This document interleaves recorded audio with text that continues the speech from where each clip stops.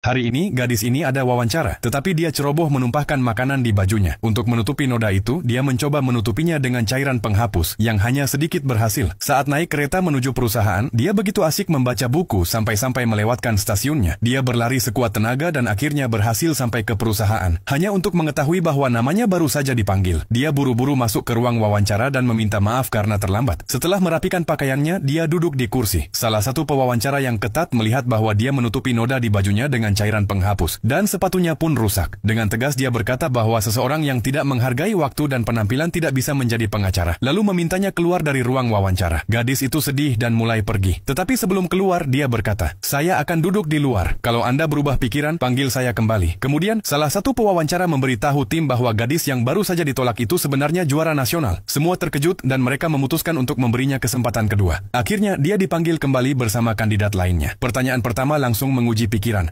Bayangkan sebuah kereta dengan 100 penumpang hampir menabrak batu di jalur rel. Jika masinis mengganti jalur, 100 penumpang akan selamat, tetapi seorang pekerja di jalur lain akan mati. Jadi, masinis menyelamatkan 100 orang, tetapi pekerja itu tewas. Sekarang, apakah ini bisa dianggap pembunuhan? Semua kandidat lain menjawab, tidak, masinis membuat keputusan terpaksa. Itu bukan pembunuhan. Tapi gadis itu langsung menjawab, ya, itu pembunuhan. Semua orang terkejut. Pewawancara senior bertanya, meski dia menyelamatkan 100 orang, apakah menurutmu dia harus dihukum karena pembunuhan? Apakah itu masuk akal bagimu? Gadis itu menjawab cepat, saya tidak bilang dia harus dihukum. Pertanyaannya adalah apakah ini pembunuhan atau tidak? Dan ya, ini pembunuhan. Karena masinis tahu bahwa dengan mengganti jalur, pekerja itu pasti akan mati. Dan ketika Anda sengaja mengambil tindakan yang menyebabkan kematian seseorang, itu disebut pembunuhan. Seluruh ruangan menjadi hening. Saat itulah semua orang sadar betapa berbedanya gadis ini.